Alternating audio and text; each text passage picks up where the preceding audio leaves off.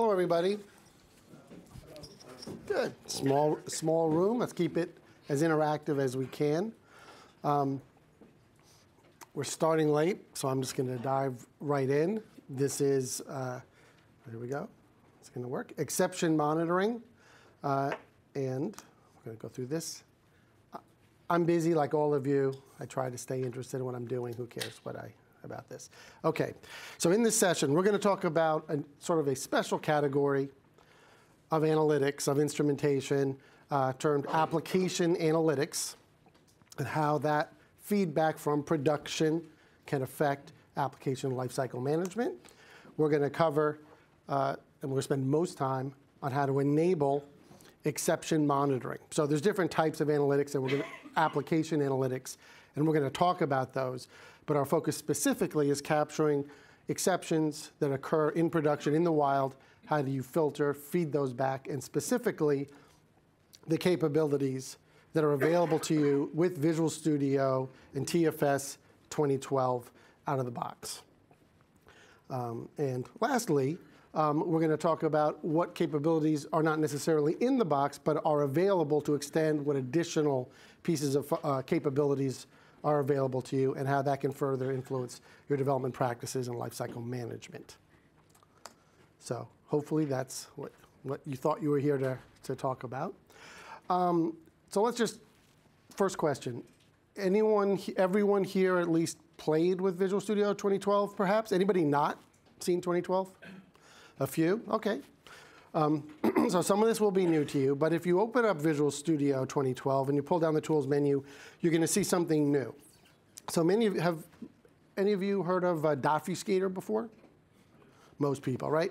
So in some sense, I would ask you, everything you know about Obfuscator, just forget about it. It's not gone, it's still there, but that's not at all what this talk is about. Right? It's not about obfuscation, not about protection. When you go down the Tools menu, where you used to see just Obfuscator, you now see Preemptive Obfuscator and Analytics. And we're going to go into all the capabilities. I'm going to demo the software for you. You're going to see exactly how to use it. But just the thing I want to point out is that, you know, back in, I guess now it's a decade, in 2003, when we first started talking about this notion of obfuscation, twisting up DLLs and spitting them back out, people felt that was sort of invasive. They felt that was kind of a big step to take after you went through all this time to build it, to then run it through, you know, and sort of turn it into spaghetti and spit it out again. So there's a lot of similar feelings about injecting instrumentation that feeds data back from production. Like, gee, I've just built this thing, and now you're going to inject live monitoring in production. And so the only point I want to make here is that in order for this to show up in 2012, this code goes through all the exact same regression tests, code audits, security reviews, performance profiling, internationalization, all the rings of fire that IntelliTrace or Visual Studio or TFS has to go through before it even shows up in a first customer ship type build. This has gone through all of that too. So for better or for worse, this has been thoroughly vetted and tested. So I'm not asking you to take my word for it, but I'm just setting an expectation. So that's one thing, and that's in the box with 2012, every SKU other than Express. So if you have anything other than Express, you can see this for yourself. I submitted my slides a while back, and the feedback I got was I was jumping actually too quickly into detail, and to take a moment to explain up front why on earth you would want to do this. So what are the use cases behind instrumenting applications in production? So I'm going to quickly rattle through these, and then we're going to dive down into some more of the details. So the first and maybe the most obvious one is a rapid response to incidents when they occur in the field. Okay, what we're talking about is near real-time notification. So I know I look in I don't know this audience, but I'm looking at the badges, and there are people from banks and other organizations that understand what real-time means. This is not real-time, okay? But we're talking seconds, not minutes, hours, or days before data can come from the field and be delivered into a development organization, okay? And often before the user even gets annoyed enough to call you, right? So number one. Number two, it can grab environmental factors. It's always been difficult to simulate production, Okay, but now with cloud and distributed environments and web services and bring your own device to work and on and so on and so forth, it's virtually impossible to understand all of the environmental factors. Even the user can't tell you because they don't even understand where all their software is running, right? So you can grab all of that, and that becomes very critical in better identifying, diagnosing, and responding to incidents. Business context. This is actually, I think, really one of the most game-changing things here. Instead of just responding to how severe and how catastrophic a particular session may be, why not measure who it's occurring to? And if they're a very important person, perhaps service level to a client, right? Or if they're in the middle of doing something very important, so forget about who they are, right? If they're posting what they're going to bring to the potluck dinner party versus they're about to commit a customer record, right? Could be the exact same exception, right? But one, obviously, organizationally, you're going to want to respond to in a different fashion. So grabbing that context is one thing, and then defining the rules and the filters and the processes behind those when they're triggered is a huge opportunity for the first time made possible through this sort of DevOps notion. And then lastly, don't think of incidents as synonymous with exceptions. Okay, yes, we have unhandled exceptions, crash, got caught exceptions, thrown exceptions. Even those people often don't think of when they use the word exception. But an incident could be somebody has gone through 4 onerous steps to create a customer record. So it takes them a long time. And on that 5th step, they abandon the activity. And this starts to happen a lot, right? You start to see it happening over. So there's no crash, there's no nothing, right? What's the most expensive defect? Design, right?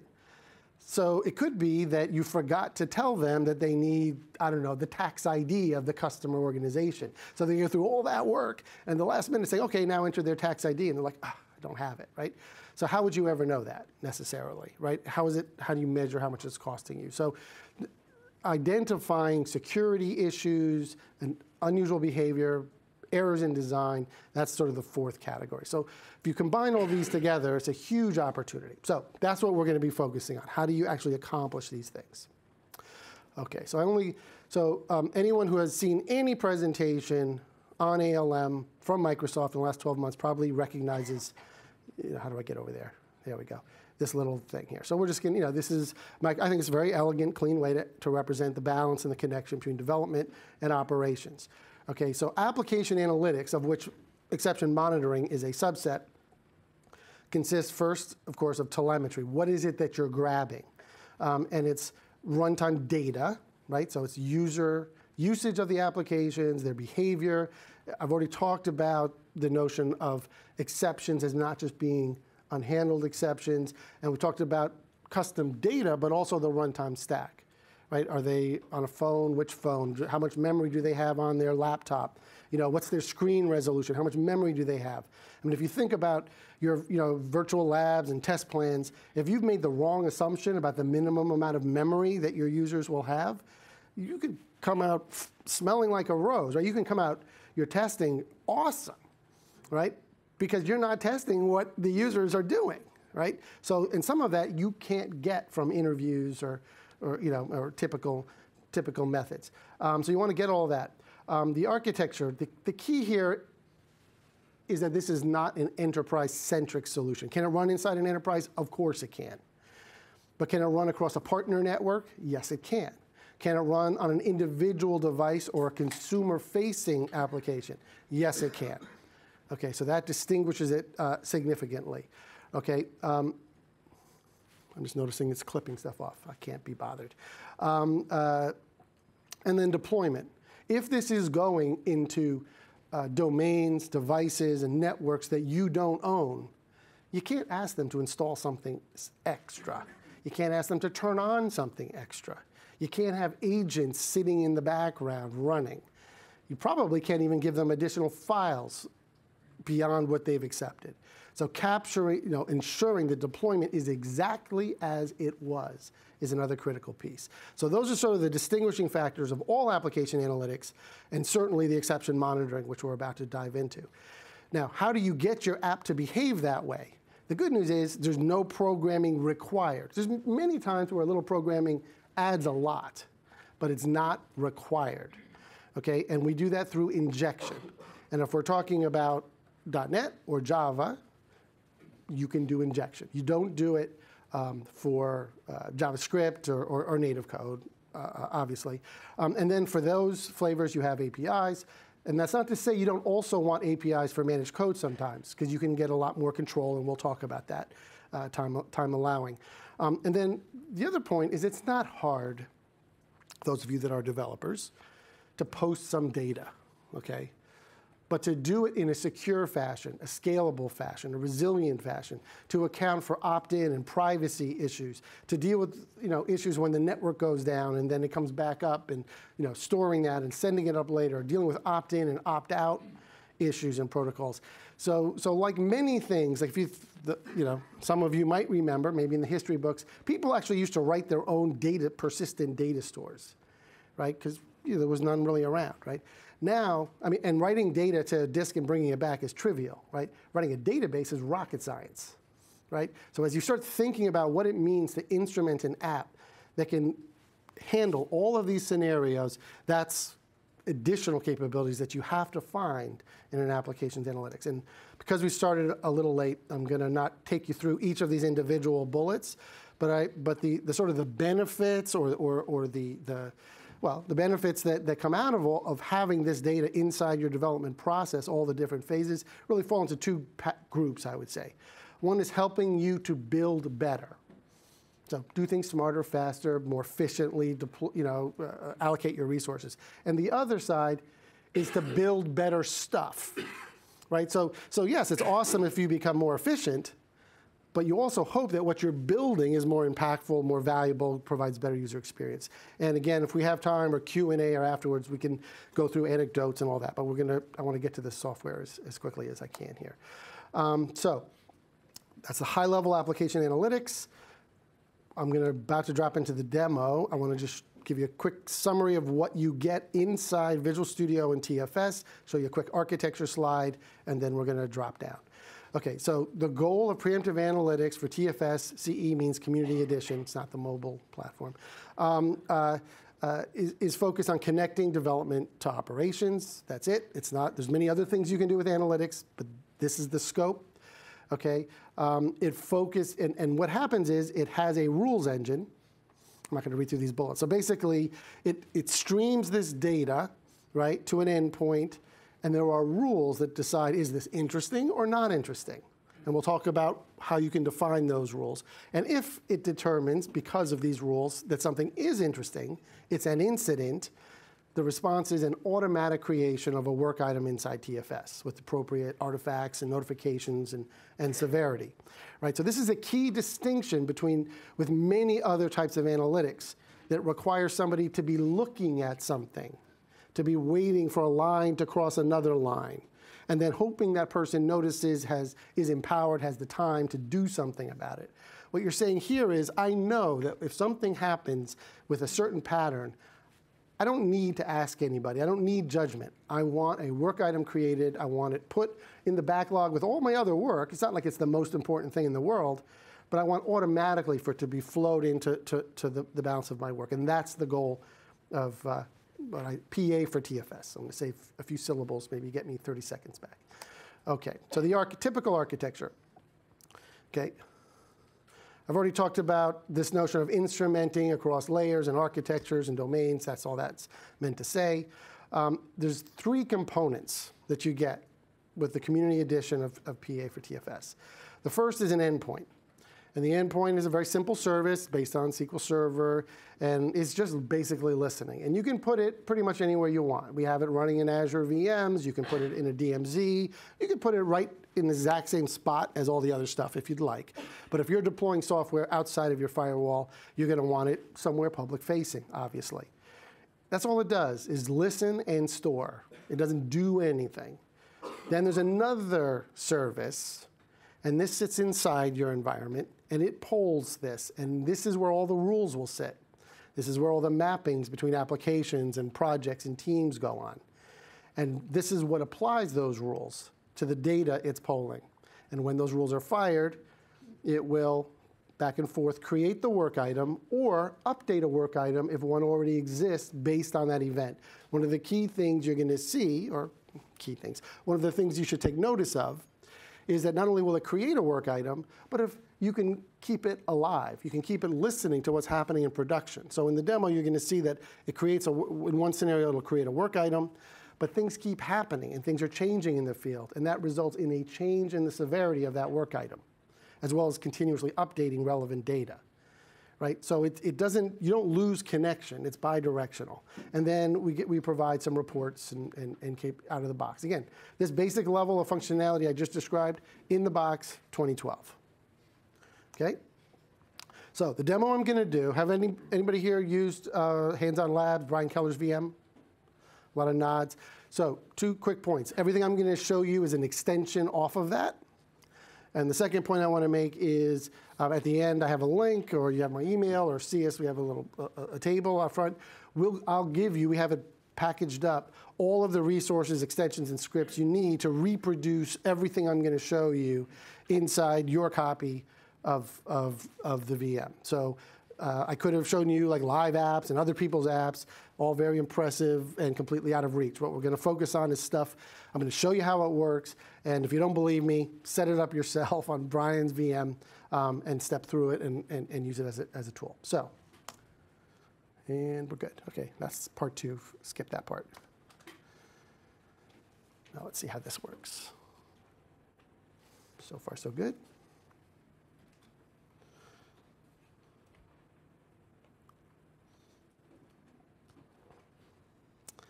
It's cutting off the screen.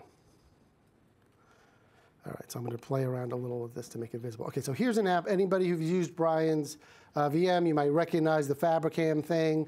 What we did was we made a tiny little modification to it. For those of you that have stepped through this, this is often a lead-in to IntelliTrace, right? So this is still a lead-in to IntelliTrace, but we're going to show you how it fits in with that. So this app is ASP.NET. It's a web app. Let me first bring it up inside, not there. Let me first.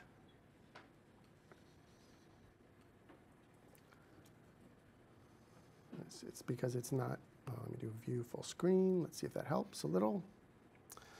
And then we're going to go here.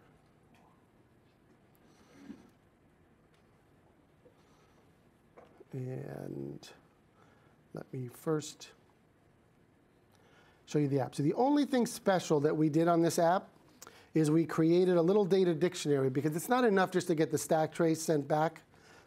We actually want to know who's having the problem so that we can proactively call them. And again, because I'm going to be a little pressed for time, the punchline for that, this is all CE. I'm going to make it very clear if I show you anything that's not in the box, okay? The point here is that you want to proactively contact people that are having issues before they get so annoyed that they call you. That's number 1. But number 2, if in fact you find you really do need that deep dive capability that, say, an IntelliTrace in production might offer you, you want to know who to give it to, when they're most likely to have the problem, right? You don't want to be distributing that widely. So let's go into, so this is Dofuscator CE. This is the community edition of Dofuscator, right? And for those of you that have ever used it, you just point it at, the compiled software that you want to instrument. We're going to skip all the protection stuff. We just go right to analytics. See if I can open this up. And you just need to add 5 attributes. Okay, and the way you add things, you just right-click, you say Add Attribute. It gives you choices based on where you are as to what's appropriate. I've sped this up. The first thing you do is you identify your app. Again, I'm fighting my form factor here. The only thing you have to give it is a GUID. We could actually, if you don't override it, we'll pull from your project the name and the version number as well from your project. We can generate one for you. You can reuse one. It's not required. that you use a particular GUID. And you want to identify your organization. And it's that pairing, the organization and the GUID, that you're going to use later to connect back to teams and to projects and to work items. The only other things you need to do is you need to identify the entry point to your app, which includes telling it where you want to send the data. It's a URL. The exit point of your app, and I took all defaults here. There's nothing to do. That just tells us to shut down the threads, flush the cache, and this all runs in a low priority thread inside your process. And then the last thing we're going to do is we're going to add an exception tracking attribute. And it's an unhandled. And there is one thing special we're doing here. Remember that I said we want to capture who is using this, right? And the error that they had. So you can pass this by saying, hey, whenever this exception occurs, run this method. Okay, and that was the method I very briefly showed you. And that populates the custom data. Okay, and this can be absolutely anything. So it's not required, but this is custom data. So let's go back to our application. Let me go to this one. I just have to make sure it wakes up.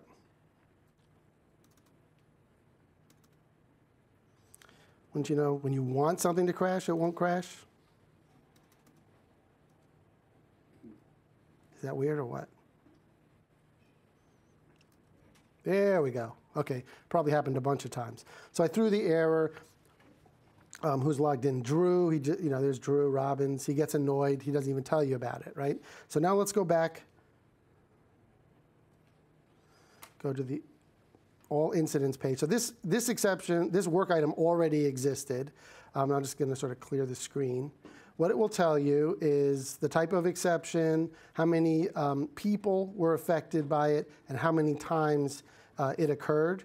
And I'm just going to refresh this. And there you see, I guess I hit it a number of times. I triggered it 20 times, okay?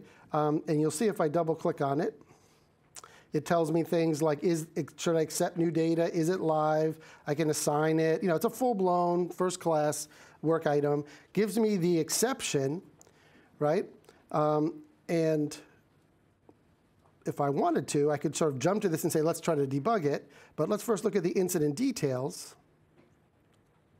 And you see here again, fighting my form factor here. But you'll see it's telling me who the person is, what the error. It's telling me what memory was, what was in memory at the time. And so now I can proactively reach out to people with knowledge. And I had that stack trace, by the way. And if I went to that code, right, where is it? There it is. If I go to that code, and this is where it got the null pointer, okay? Well, this is not in debug mode. I don't know exactly where this occurred. But now I know enough. So maybe I could debug it right now and I'm done. But if this was really mysterious, well, now I know at least who, when, and how to reach out and maybe give them a debug version or perhaps deploy IntelliTrace in production. Okay? So that's full stop what you can do with CE. Okay? Let me now switch context as quickly as I can.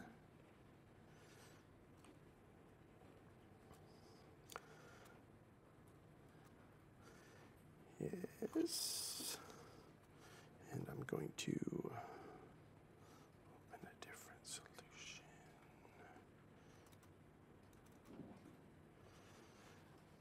There we go. And let me close that. So here's a similar app running against the same data. This is a WPF app, just to mix it up. But here's something a little different. And let me go back, actually, into open up preemptive analytics. So this is empty, okay? So we have none. So this is now the person's gotten the ticket, they're gonna work on it, and they're gonna say, I need to see Greg's record, okay? So just like before, actually I skipped over one part, but I'll do it here as well.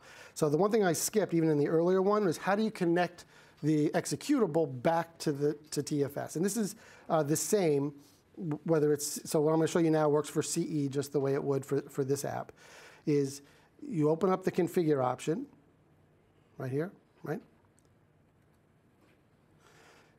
You enter in the GUID and the org ID. So now you're saying, this is what I want to subscribe to, right?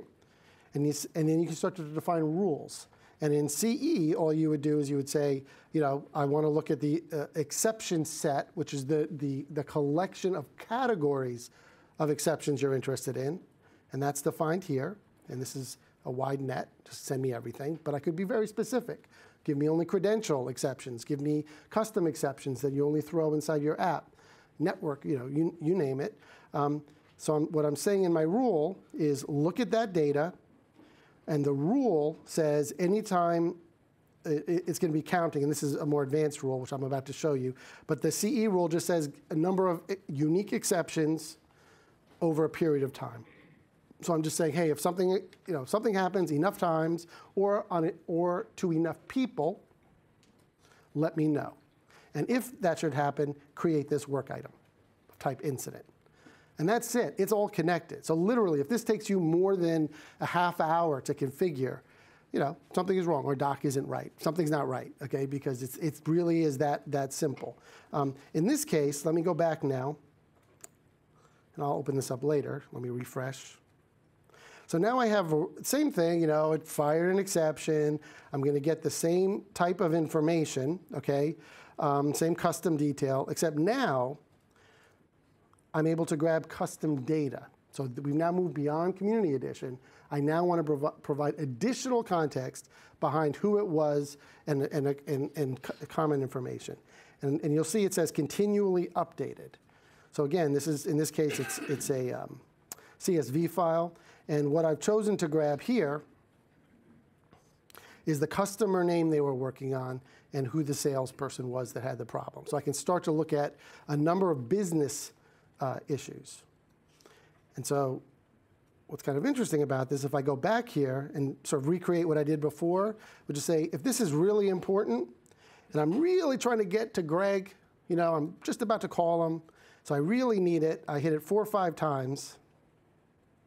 Go back to all incident, hit refresh, give it a second. 1, 2, 3. It's going to go. It's only because I'm hitting it that it's taking a long time.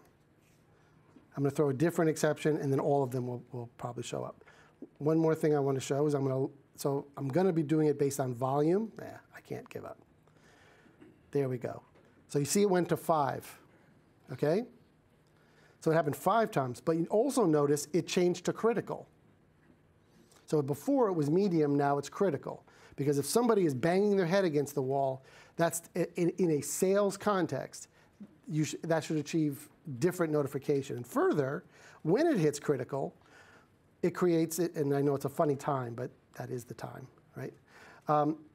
When it is critical, it actually generates an email and notifies the right person, right? And then there's a link to the web client version of all of this, and you can see all that same data, right? See, again, I'm skipping over some of the stuff just to make sure I stay on track. So let me go back to this. What I can also do, I'm going to log out. And so that was based on activity. Now I'm going to log in, and I'm going to base it based on who I am, who's doing the work, and maybe who the customer is, a more important customer. And now I've only thrown it once, right? So I'm going to go back, hit refresh. And while it's doing that, it's going to take a second for whatever reason. Let me open up a file. I want to show you the rule. That's where we're going to end up. So we're going to get to that in a minute. All incidents, refresh. There it is. Okay, so you see I only threw it once. But this time, because of who I was and what I was doing, I had a totally different organizational response. So the point here is that you don't just need to schedule and organize and assign work based on what a narrowed view of what an incident or an exception is. You can factor in all of this information as it relates to your business. So we have one real world scenario that we're working on where it's an IT app. I won't say who it is. It's an IT app, and when an exception occurs, there's actually analysis that's done that says, are they working on a high priority ticket? So it doesn't even matter what the exception is. If they're in the middle of resolving a high priority ticket, that's a high severity work item. And if they're just doing normal day-to-day work, there's a different set of criterion that applies. And the key here, I want to just point this out. So this, let me go back to configure. When you're doing this definition, just as I showed you before, you can click on the rule, and error count over time is what you get in CE, in Community Edition. But you can write your own. We've documented this extensibility point. So you can develop your own C#-based rules, okay? And so if you want, so for example, if it's a very important customer, how would you know that? You don't know that on the client. That would be a lookup that you would do on the server side, maybe to your CRM system, right? So you can, on the client side, as I mentioned in the IT scenario, say, are they working on something important? And then when the data shows up, you can say, are they important? And all of that can be combined with your own rules. And all of this happens after you deploy, right? You don't need to know all this stuff as you're building and instrumenting and deploying your software. You can evolve these rules, right? And this particular rule, just to prove that it is extensible and all that, was actually written by a partner of ours in Cycle. I don't know if anyone from Cycle's in the room. No? Oh, my feelings are hurt. Anyway, there's a question. When you say you're doing this basically directly to the cloud, do you modify the DLLs on production servers? That's right. So we're gonna. So what Obfuscator does, when I did that configuration, I jumped too quickly through it. But what you do is you actually point it at the DLL or ZAP file or BAML or whatever, and we consume that, inject it, and that can be part of just your automated build in the commercial one. In the CE, it's a manual process. You can do that as part of your deploy process. Absolutely. Once I have a farm, I'm not doing this for DLL. No. You do it as part of your build process. So you have a continuous build. The machine or the client in the other case has to have network access to your TFS? Well, no, not to the TFS. I'll jump back to the architecture slide. If you recall, there was the two-tier, though. So they need access to a public-facing URL that collects the data, and then where your TFS server lies in our aggregator, which is that second piece, that's inside. It pulls that external thing. So there's DMZ. It's quite safe. I mean, it's a classic. Yeah, this all comes, but that is in Community Edition. I just want to be very clear. That layout is not a commercial, not an extra. You get that if you have TFS and Visual Studio. I'm not going to take you through the instrumentation again, other than to show you how we got that extra. When I go back to the exception tracking attribute, so this is the commercial example, you'll notice that it's looking at thrown exception. It's on a single method instead of top level, unhandled. And you'll notice that it can you can do all sorts of custom data at this, beyond just the contact and comment information. You can grab whole data dictionaries. And we have some clients that actually send up machine configuration files, like they're device manufacturers, and they actually want to know how the machine is configured. So to us, it's just like a blob, right? But we pass it through. So it doesn't have to be a string. You can send it up. You can send up any data you want and consume it how you'd like. But again, it's exactly the same, right? Other than that, let's see. I just want to be mindful of the time here. So there's the code, right? So I just want to point out that we give you all the namespaces and libraries. We've documented this extensibility, and so you'll see what's happening here is they're able to look at the exception count. And if it's over the threshold value that's set in the rule, then it creates the work item, right? There's a calculation that says, hey, this could be a call to your CRM system. This is hardwired, obviously. Is this a VIP? If it is, right away, right? Turn it to critical. And then it starts to look at the counts. And if the number of occurrences starts to increment, it will update the work item instead of create a new work item. So all of those interfaces, all that data is exposed for you. So we really, and as I say, this particular one was written by a partner, so it can be written by anyone. I think I'm going to stop on the demo just for now. Let me go back.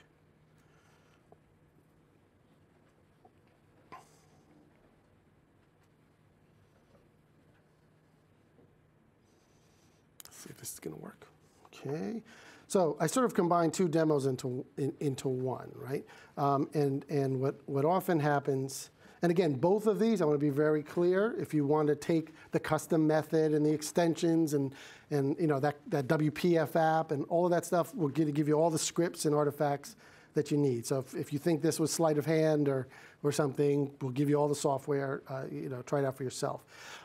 This is kind of a lot of tiny text to go through in our remaining 15 minutes, and I want to leave room for questions. I just want to say that this is a resource you're going to get, which compares exactly what you get in the community edition, exactly where you would need extensions. This is a lot of detail. It has to do with multiple platforms and security, encryption, and offline caching. There's all sorts of stuff. But maybe a better way, just at a quick, broad brush, is to go back to that first slide I showed, where I talked about what were the scenarios. Why would you ever want to do this?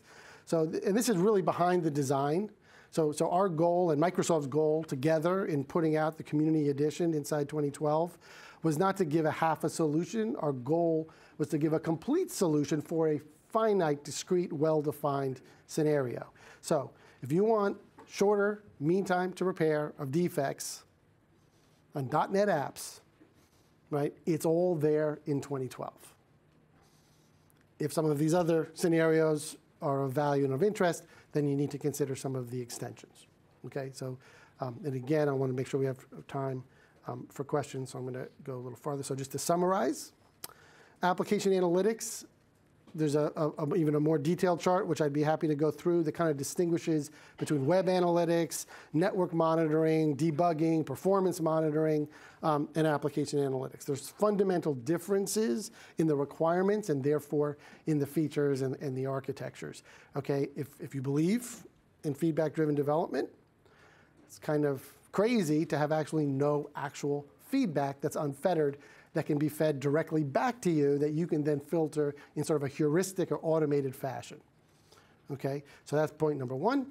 Point number two, as I mentioned, shortening mean time to repair, grabbing unhandled exceptions, delivering them inside your TFS environment intelligently is in 2012. And it's not just an enterprise solution or a consumer solution. It'll span all of your deployment and architecture strategies.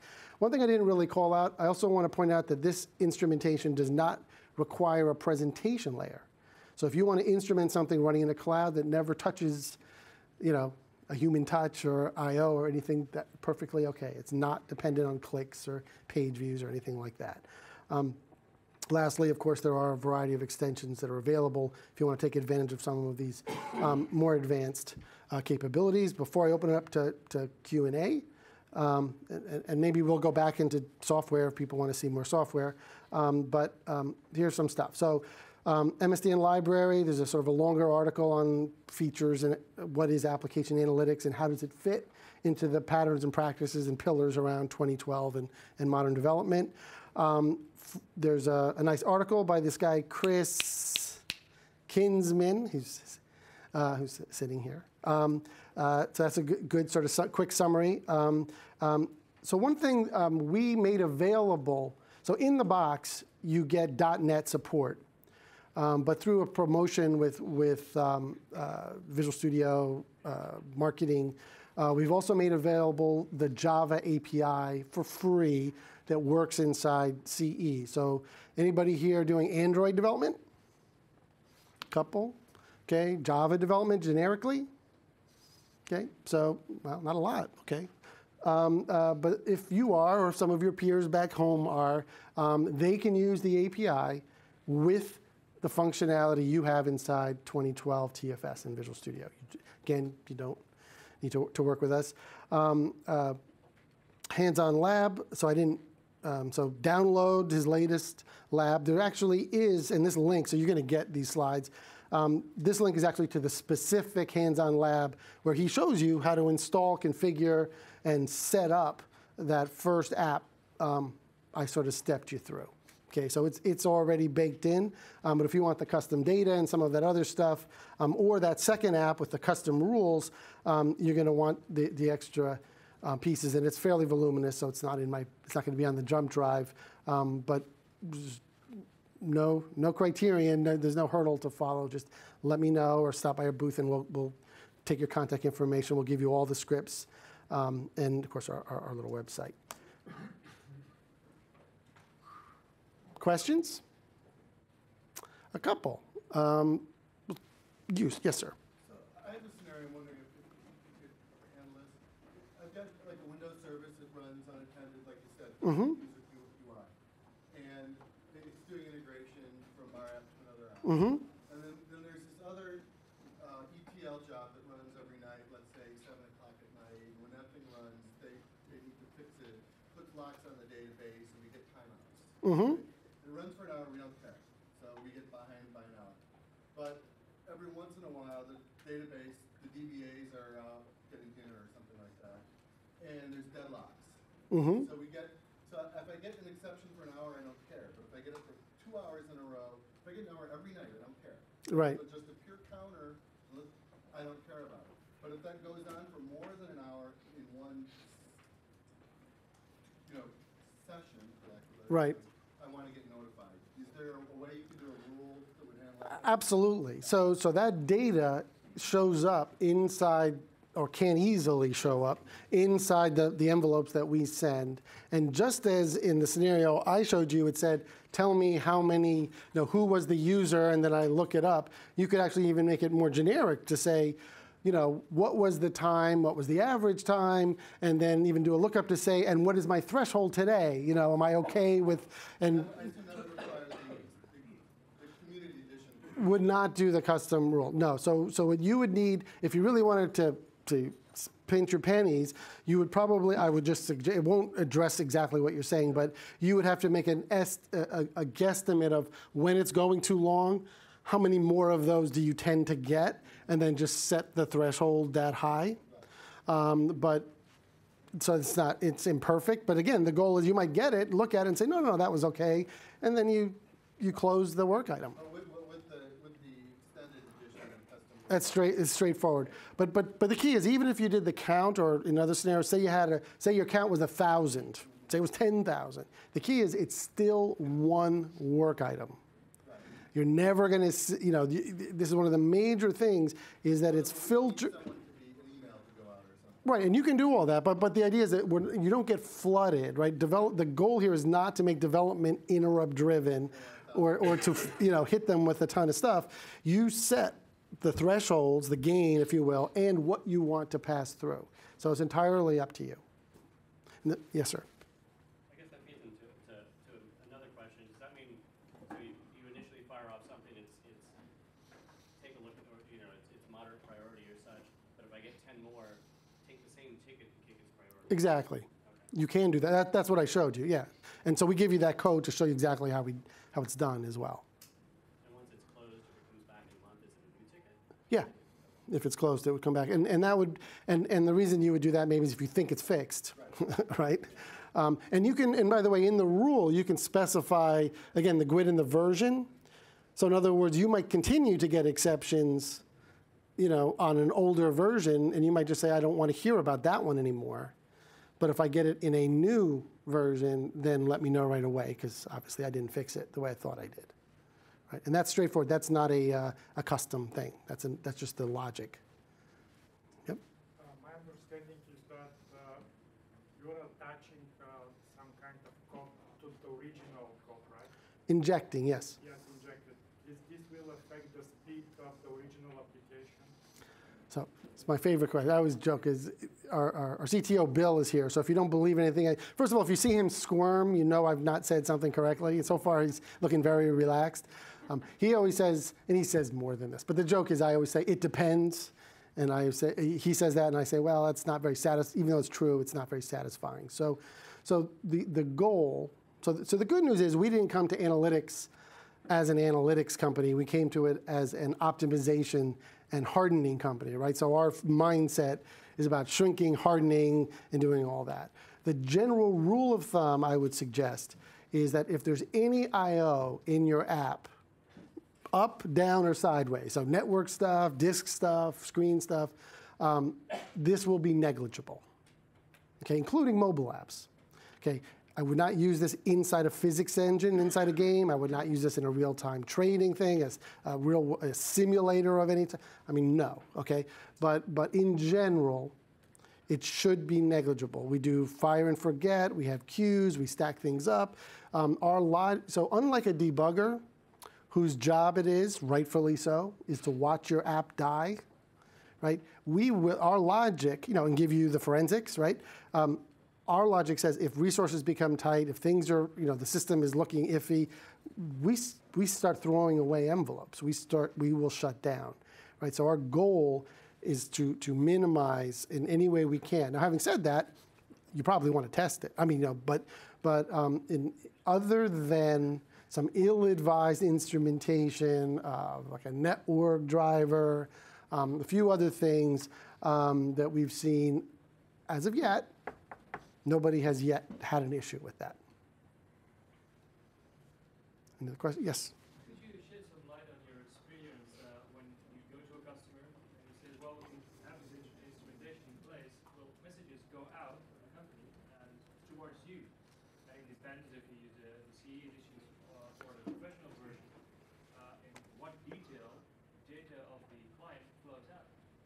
Right. So that's an excellent question, and as I think about it, it's one of the, let's see if I shut it all down. We have built in both the free version, CE version, and commercial, has built in an opt-in, opt-out setting. And you can point us at a method, a property, an attribute, you can do a lookup, and you tell us, and you set the policy. Have they opted in? Or must they opt in? Have they opted out? I mean, because again, if it's an internally deployed app, no expectation of privacy, at least so far.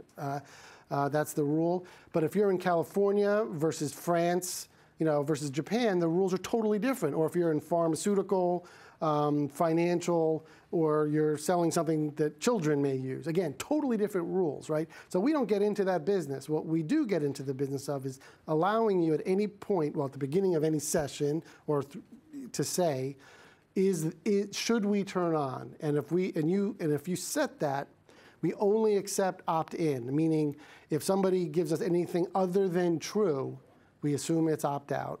And therefore, the threads don't start, nothing gets queued. I mean, nothing happens at all. So it's not like the data could be mishandled. There is no data. So that's the first thing, is we give you a mechanism to do opt-in, opt-out. In terms of, so you need to have a good policy. You need to communicate. I mean, we're not lawyers or anything like that, but nothing changes. If you're going to collect data, you need to do it the way you need to do it. And what we can do, though, is enforce whatever that policy is. Conceivably, and this is certainly not envisioned with CE, but conceivably, you could put that initial endpoint. Let me go back to here. Whoops, I was in the right spot. If you conceivably, here we go, you could put this inside a customer facility. So they could actually look at it and decide if they want to turn it on or off. This is definitely a customization. That's not the install practice.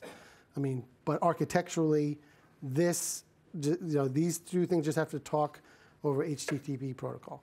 And so it's up to you.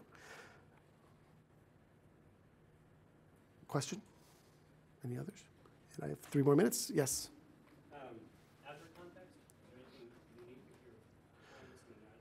Yeah, so deploying, so there's two what do you mean by deploy? I'm just kidding. So it actually does matter. So if we're talking about like this piece, if you can see that, this we've just recently verified for sure I mean, I would have said yes, but I had the recent experience of witnessing it. Will certainly run in a Azure VM, no problem. If you're talking about deploying a service into Azure, there's no reason the whole manufacturing of the package and how it's deployed, like that, there's probably a little bit of teeny bit of customization that you're gonna have to do to make sure that we're injecting at the right point, like you called Obfuscator at the right point. If one thing on the certainly with Java API, but even with .NET, there will be an API shortly. Then the whole, there's programming required at that point, but obviously the whole assembly line doesn't matter at that point. But sending the data out, there's no problem. So just to be clear, as long as your app has clearance, you might want to think about sending data out of Azure, of what you send, and if you're only doing exceptions, I can't imagine it's an issue, or you have a very buggy program. But if, say, you were doing all features and general usage information, there's probably some charges that might come with that as you start to use a lot of bandwidth, potentially. The architecture here, that would be collected on your VM instance and then pulled down by your local. Exactly. Exactly right. Yes, sir. What is the main difference between analytics and open source alternatives like Elma? Like? Elma. A-L-M-A-H. I don't know what Alma is. Elma is, you can install when you get install package. Okay. Inside an ASP.NET application, and all the sections are captured and sent with Log4net or another logging providers. Okay. So again, I'm not familiar with that, but just hearing the way you described it, first of all, this is not, so let's start on the client side.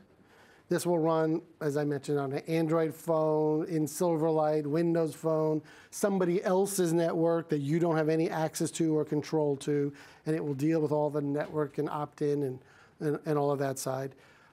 On the collection side, again, I don't know, but you didn't mention a rules engine that will then interpret all of this and protect developers from getting hit by, death by 1,000 cuts, right? If you have heavy usage, you may get the same exception many, many times, right, over a long period of time. So you would never see any of that in our scenario because of the rules piece. And then I have to imagine that they don't create the reports and the work items and all that other stuff for you automatically. So that would just, again, if there's an Alma expert out there, feel free to throw something at me if I got that wrong. But I didn't hear you talk about those distinctions. Any other questions? Yes, sir. I don't want to hog the loop.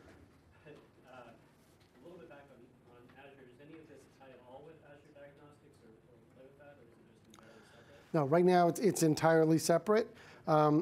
Again, one of the basic the design principles, though, is this data is your data, obviously ownership, but you also have access to it in a very granular way.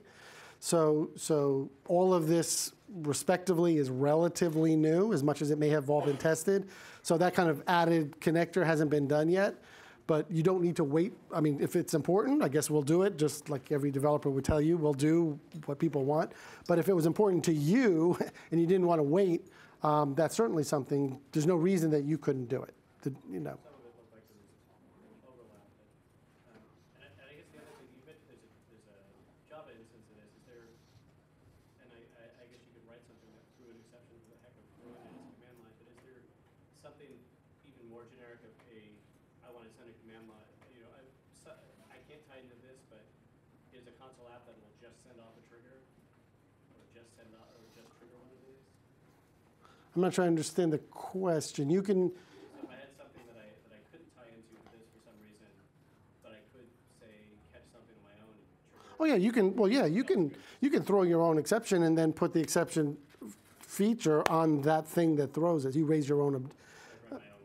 You could. I mean, that's one way to do it. I do want to point out we have a JavaScript API. We have a C++ API. The only thing in terms of mobile, we cover all but one really important one, which is iOS right now, but that's coming. It's going to be an API. It's not going to be injection. So it's doing that over network. yeah, you can actually bundle.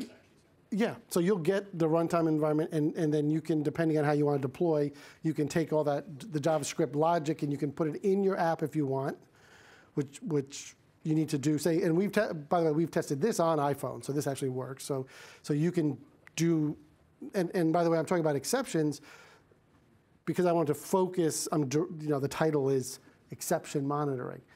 There could be another session about feature, session, user behavior, and pattern monitoring, which, performance, yeah. So you can, yes, but it's not. I want to be clear. This is not a profiler. So yes, you can say how much time do I spend in a method or a feature or a piece of logic, but don't think like milliseconds. Don't think about profiling and memory management. This is the because it's not going to write. It's not going to work. You're going to pay a penalty that we don't think anyone wants to pay. So last, I'm not late yet, but one more question, or we can call it a day. Thank you guys so much for staying. I really appreciate it.